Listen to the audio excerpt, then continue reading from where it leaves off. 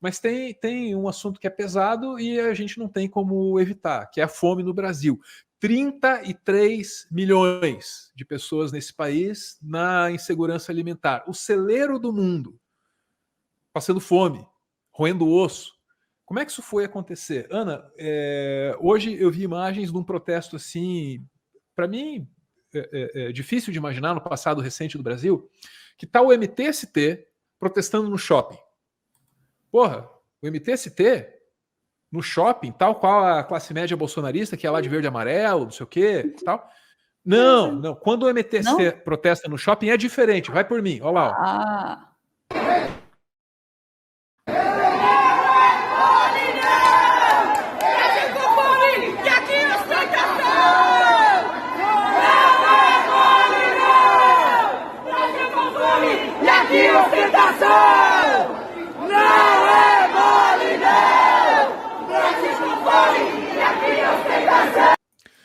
Ana, acho importantíssimo e persuasivo esse tipo de protesto que se dá no templo do consumo. Então você leva para dentro do templo do consumo a sua incapacidade de consumir. E aí alerta, atenção você que está aí comprando hoje um belíssimo tênis Nike. Pode dar ruim para o seu lado também. Tá? Pode estar ruim do seu lado também. Quantos desses 33 milhões imaginavam que fossem cair nessa situação de novo, Ana?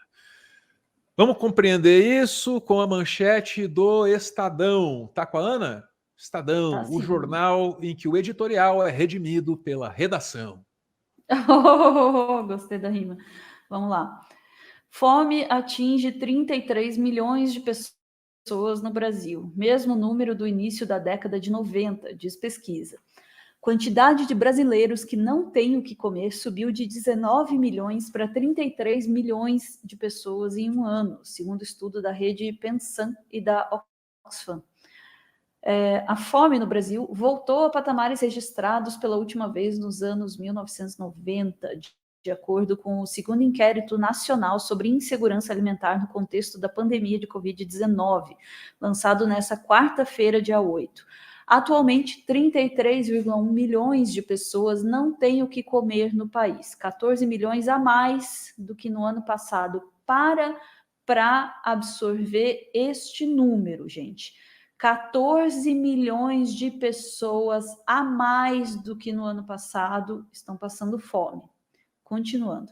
A nova edição da pesquisa mostra ainda que mais da metade da população brasileira, 58,7%, convive com algum grau de insegurança alimentar, leve, moderado ou grave. Muito bem, muito bem. Vamos tentar estabelecer algumas coisas para a gente compreender a realidade, certo? Mas sem nunca ser tragado para aquela versão. Sabe qual versão que eu estou falando? Essa aí. A culpa é sempre dos outros, nunca é do governo federal. Vamos tentar compreender aqui. Fome é um problema do Brasil, só do Brasil? Nem pau. Nem pau. Tem uma guerra rolando, os dois países envolvidos juntos representam quase 30% do trigo que tem no mundo, e teme-se hoje não só uma escalada nos preços, mas um desabastecimento quando você fala de determinados produtos. Então isso é um problema para o mundo? É um problema para o mundo. Só que assim, que países estariam mais vulneráveis? Aqueles que têm pouco território ou poucas condições de produzir os próprios grãos, de produzir as próprias proteínas, de se alimentar por si. Países que têm que, sei lá, vender uma coisa para comprar outra, certo? E sendo a outra a comida. Não deveria ser o caso do Brasil, o auto-intitulado celeiro do mundo. E o Brasil está especialmente, perigosamente sujeito à fome. A gente viu aí os números. Por quê? Por quê? Isso aqui não é verdade. A culpa não é dos outros. A culpa é nossa. A partir de 16, o Brasil adotou uma política de priorizar as exportações dos seus grãos. Deixou de fazer reserva para alimentar a população internamente. O preço da soja subiu pra caramba. Vende tudo. Você sabe o que eles chegaram a fazer? Chegaram a se desfazer dos armazéns em que os grãos eram colocados. Armazéns públicos, da Conab. Não, passa para frente esse armazém. E a desculpa é de sempre, tá? Não, isso é público. Público não funciona. Ih, vende. Né? E a promessa era, não, se der ruim no mundo e o Brasil precisar estocar grão, a gente contrata armazém privado. Claro que não, né? Não contrataram armazém privado, não estocaram grão, e é isso. Então agora o Brasil tem um problema sério para lidar. Eu estou tentando explicar a situação aqui por alto, tá?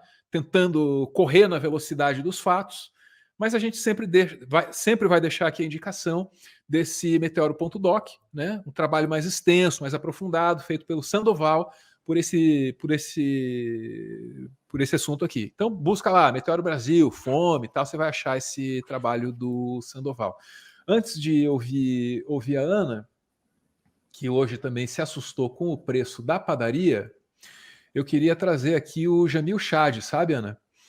Numa fala para o UOL. Só vou pedir para o pessoal aqui um pouquinho de paciência, que eu me perdi. Eu achei que tinha guardado o vídeo numa pasta, eu coloquei em outra, entendeu? E estou meio desesperado aqui, mas eu vou achar. O Jamil Chad, enquanto isso eu explico, ele é o cara na cobertura das relações exteriores aí do Brasil. Então, Ana, quando a gente quer saber assim, pô, isso é um problema do Brasil? É um problema do mundo? O Brasil tem responsabilidade nisso? Né? Quando a gente quer compreender essa relação, é para ele que a gente vai apelar e achei. Importante, na minha análise, nessa quarta-feira, é a nossa manchete principal nesse momento. Coloca aqui para mim. O número de brasileiros com fome no Brasil subiu e subiu bastante. Tá certo a Fabiola, tá? Não era para estar falando de mais nada hoje. De mais nada hoje. Não, tem outros temas muito sérios, mas esse aqui acho que é o mais estarrecedor. Chega a 33 milhões e 100 mil brasileiros que estão passando fome. Isso aqui é uma reportagem do Carlos Madeiro. Para a gente ter uma ideia, isso representa 15,5% da população brasileira. 15,5% da população brasileira. Estamos falando em 33 milhões e 100 mil brasileiros em insegurança alimentar. Chat, me ajuda aí. Que país tem 33 milhões de habitantes? Tem países que têm essa população aí. Que país tem 33 milhões de habitantes? Me ajuda para a gente fazer a comparação aqui. E como comparação, quando a gente olha como estávamos em 2020, quando foi realizada a primeira pesquisa, eram 19 milhões. 9,1%. Subiu de 9,1% da população para 15,5% da população. E chama a atenção, Jamil, você fala bastante sobre a questão da fome no Brasil, né? Você sempre traz os relatos e as preocupações das entidades internacionais. Parece que essa não é uma preocupação no Brasil, é só fora do Brasil, é isso? Olha, Fabiola, antes de mais nada, a fome ela voltou ao debate internacional com muita força, isso por conta, primeiro, da pandemia, depois por conta da inflação e agora por conta da guerra. É uma tempestade perfeita que gerou essa situação extremamente grave.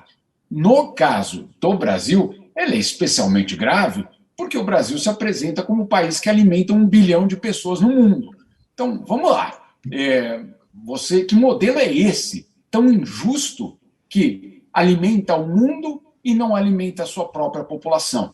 Isso a gente sabe, isso obviamente é resultado da desigualdade no modelo produtivo, etc, etc. Muito bem, agora, isso precisa ser dito. O outro elemento chocante dessa história é que você tem, de uma forma muito constante, os ministros brasileiros percorrendo as entidades internacionais. Nós tivemos aqui nessa semana, aqui na OIT, o ministro do Trabalho, mas também, na semana passada, retrasado, Queiroga na OMS, etc., mostrando um Brasil que não existe. Porque o que o ministro do Trabalho disse aqui é que, basicamente, a recuperação da economia ia muito bem, que a criação de empregos ia muito bem, que o país estava se recuperando, que o Brasil era o número 1 nisso, número 2 aquilo, etc., e que, basicamente, superamos todas essas crises. Aí, obviamente, ele omite a crise social, a fome, a pobreza, a perda de renda do brasileiro, a situação absolutamente dramática que esses números mostram. O governo brasileiro basicamente transformou todas as instituições internacionais no seu cercadinho. Aquele cercadinho que o Bolsonaro vai e fala para os seus próprios apoiadores. E aí você tem, obviamente, uma perda de credibilidade, não porque a crise é grande, porque a crise é grande em vários outros lugares do mundo, mas você ouve, e eu ouço os outros ministros, os outros presidentes falando, dizendo o seguinte: olha, temos um problema muito sério no mundo, olha, precisamos nos unir, olha, precisamos buscar soluções, olha, estamos com uma situação dessa que precisamos liderar um novo pacto. Quando o Brasil assume o microfone, o discurso é muito diferente. É um discurso que eu diria é até mesmo ufanista das conquistas do país. Ou seja, o cercadinho internacional não convence ninguém e só aprofunda, na verdade, a falta de credibilidade do governo que não vê o óbvio. Tá aí, Ana. Eu espero que tenha dado para somar o que a gente tinha explicado aqui antes com o que saiu aí da boca do Jamil. Então, assim, você tem uma sequência aí de governos que basicamente deu de ombros para o problema da fome. Ah, não vamos...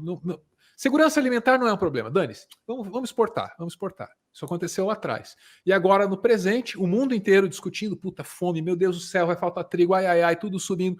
E o Brasil, assim, isso aí não é nada. Isso aí não é nada. Vamos pensar em outra coisa, né? Temos outros problemas. Esse é o panorama geral. Quero também agradecer aqui a Roberta. A Roberta pontuou aí, ó. 3 Portugais. Isso aí. Portugal, 10 milhões de habitantes, tá certo?